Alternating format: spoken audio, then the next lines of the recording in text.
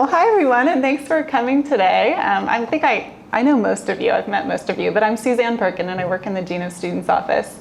And I really don't think that I'm the absolute best public speaker on this entire campus, so maybe I'm not the best person to give this, but I've done a lot of public speaking over my career and even just over my life. I've been public speaking since I was a kid. I used to do musical theater when I was a kid, and I think public speaking for me is like that way of, being that little kid and being back on the stage again. So it's really fun for me. I know that people often hate it and dread public speaking, and if you look at top fears in the world, public speaking is like number one, over like death and spiders and things like that. So people would rather die than get up and talk in front of people. But it's really a skill that I think is so important in our profession. And I actually think that most people in student affairs are pretty decent speakers. I mean, people stand up and they do a really good job of getting their message across. So I wanted to kind of think about this presentation as you're already at a really good point. So let's try and think about what are some tips and things that we can take it up a notch, that everyone could take home and go, okay, next time I have to do a speaking engagement, here's a little way that I might be able to make it even better. When I started at UCSB, I worked in the admissions office. I was an outreach officer, and in fall you travel and you do the same presentation at least 3, sometimes 4 times, sometimes 5 times in a day. And you do that for a couple of months. And it's really easy for that type of presentation to start to sound canned, or you have it memorized in your head and you can just recite it and be thinking about other things. So I want to kind of talk a little bit about remaining engaged. I also want to talk a little bit about thinking about your audience and thinking about the best way to kind of meet your audience needs in terms of the amount of information that you really want to give them. So let's kind of get started here. The biggest hurdle that I see in terms of public speaking is yourself. Okay, so my main message for this one is that you have to get over yourself first, and that's going to make you a better public speaker. And that comes in all types of different facets. So one of the main things that I think is really important is being yourself when you public speak. I was listening to an interview with, for you baseball fans, with Vin Scully. Who knows who Vin Scully is? Yay, yes. So he, longtime announcer for the Dodgers, right? And he was talking about what was sort of the thing that he learned at the beginning of his career that was most helpful, some tips that someone had given him. And he was telling this story about how the first time he ever announced a game, he was trying really hard to announce it in the way that he had heard people announce games before. And he got to the end of the game and he was patting himself on the back like, oh, I did a really good job. And then he asked for feedback, and the person who gave him feedback was somebody who had been a longtime announcer. And he said to him, you just tried to do it the way I do it. You're never going to succeed in this business if you try and copy somebody else. The reason we want you to announce games is because you are really good at this in your own style. So when you go watch people speak, sometimes there's presentations that you give that multiple people give the same presentation. It's really important to think about the fact that you can't be them, and that's actually a good thing. So realizing that you can put yourself and have your own personality, and that's actually really valued and really okay. What else is a hurdle for public speaking in terms of you? Like what are you scared of when you public speak? Anyone want to share? What's the worst thing that could possibly happen? Carrie? There's probably so many bad things that can happen. I turn red and I don't breathe. Turning red and not breathing? Yeah. I hold my breath a lot. Which makes you talk really fast? Yeah. Yeah. Robin? Losing track, like just completely zoning out for a second. Where? Losing your train of thought? Yeah, like, oh my gosh, I'm talking and now it's not making sense and I don't know how to get back. Yeah, Danielle? Or just like, I agree with breathing, and I often do that too, where I feel like I don't stop to breathe, and I'm completely like, I have too much breath and I can't stop it, my chest is out here, and I need to release that breath and calm down. But also with the voice, it's almost like a weird thing about hearing your own voice. Yeah. like hearing it keep going. Right, so Danielle's comment, for those of you at home, was the breath and how you get really caught up in realizing all of a sudden, and it's usually when you're running out of breath is when you realize that you have not been breathing. And you're talking and it feels really awkward to go, right? So I think one of my main tips for that is taking a couple of deep breaths before you even get up to start talking. Every time I have to give a big talk to lots of people, which is really the only time that I tend to get even a little bit nervous with public speaking, is before I start, I just stand there and I kind of just take 3 big deep breaths. And then I know, okay, if I start and I forget to breathe, I have this little supply of oxygen that comes in really, really handy. And usually at that point, you'll get to the end of your introduction or whatever, and you can take a little pause and take a deep breath. I've had so many of like the scary bad things happen to me when I've been public speaking, you cannot even imagine. I have tripped over a plant on a stage and fallen completely to the ground. One time when I was an outreach officer and I was late to a school, I scooted between 2 cars and I was wearing white. And I did not realize it, but I was covered in dirt when I walked in. And I'm talking. And the high school students are like, whispering about me and kind of giggling. And I'm like, what are they? What? I'm checking, is my fly down?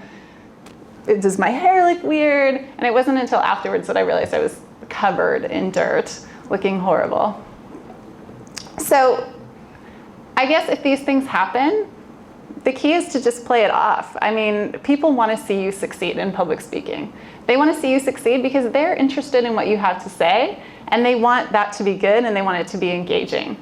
So worrying about people's judgments about, are you going to trip over something? Are you going to fall down? Are you going to forget where you are? Those things possibly are going to happen. So you just kind of have to get over yourself. I do have one little tip though. If you get yourself into a really tough situation where you've completely lost your train of thought or you panic when you get up there, you can always do the fake coughing fit. And the fake coughing fit is when you panic and you just go, so sorry, I'm so sorry. Sometimes you can even walk off the stage and get a drink of water. And people are like, oh my gosh, is she okay? Like, oh wow. And they completely understand why you need to take a second. And then you just walk back on and go, oh, I'm really sorry. And you've had a minute to center yourself. So keep that little tip in the back of your back pocket, just in case. How many people fear this? Yeah, like you're talking and you're seeing people yawn or glaze over.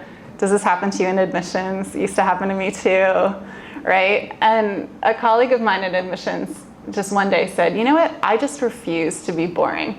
And I thought, what a great public speaking tip. I refuse to be boring.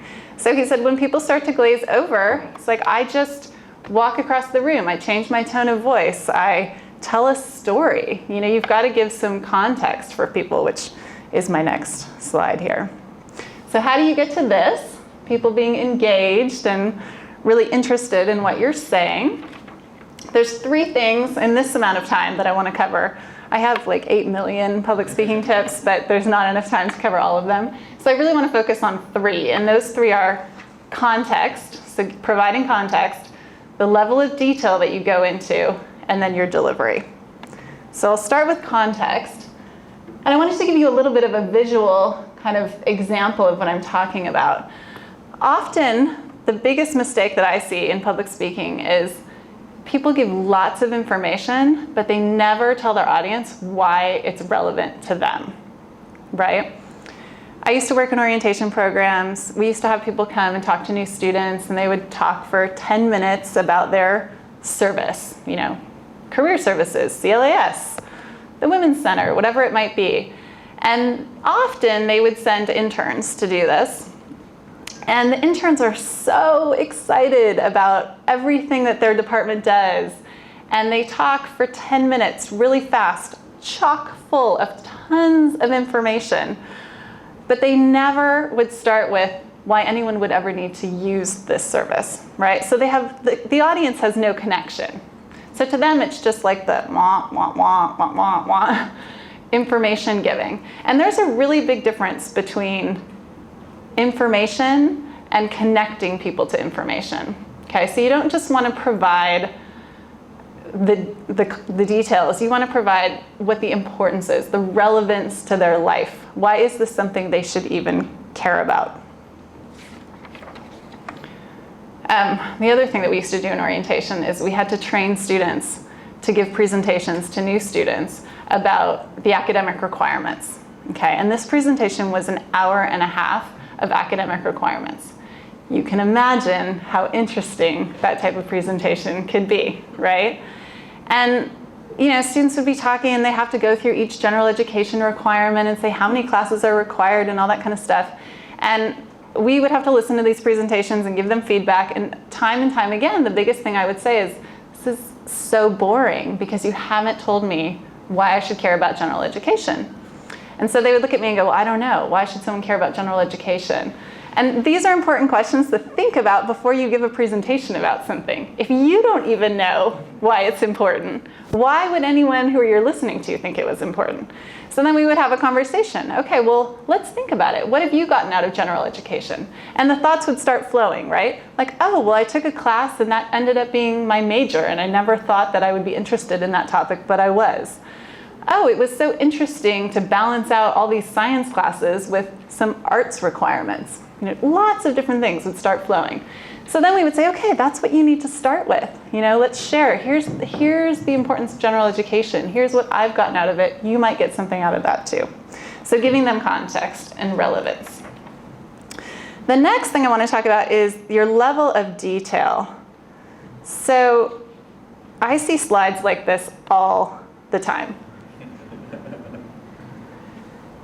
Never do a slide like this for a presentation. If you have this much information to give to people, this is a handout, right?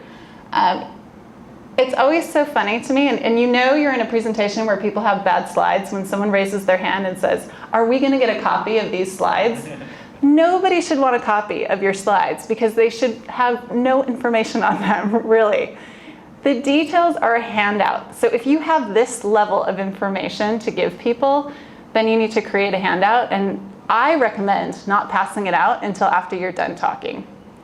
Because you give someone a handout and the first thing they do is sit there and read it, your whole introduction, your whole talk about why this is relevant. They're reading the handout, right? So you need to provide that before, let them listen and reassure them. I'm going to give you a handout. You don't have to write all this down.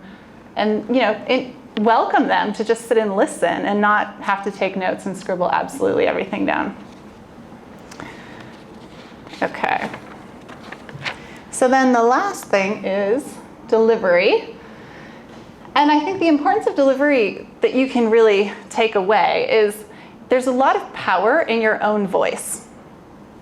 And the way that you say things, the amount that you pause, how quickly you speak, how slowly you speak, how loudly you speak, if you move around when you speak, all of that can really change the message that you're trying to get across to people.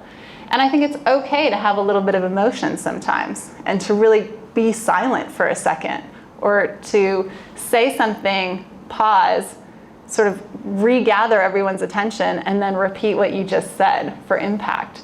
So I really want to encourage you to use your voice to make your points when you're trying to make certain points. And somebody asked earlier about, talking about really difficult, challenging things. And that's really tough as a public speaker sometimes. I know this year at orientation, we're gonna have to talk about this tragedy, right? To parents who are just so concerned that something like this could happen to their students. And sometimes I think you just have to be okay with the fact that you don't have the answer. You really don't, right? You're just the forum for giving some information to people. And so you just connect with them. This is really awful thing that happened. It happened to all of us. Pause, let the audience feel that. Okay, maybe they're gonna have questions. And usually when people have questions about a really hard topic, they're not actually expecting you to necessarily have the answer. Often you're just their sounding board. You were the person who is standing up there who can take on kind of their feelings about this. And it's really okay to say, wow, I can see that you have some really strong feelings about this.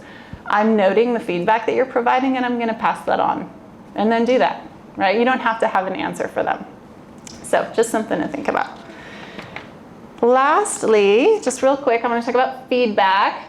It's really important to find a feedback friend when you're going to do public speaking. Practice your presentation with someone that you trust who can tell you things like, you say like a lot.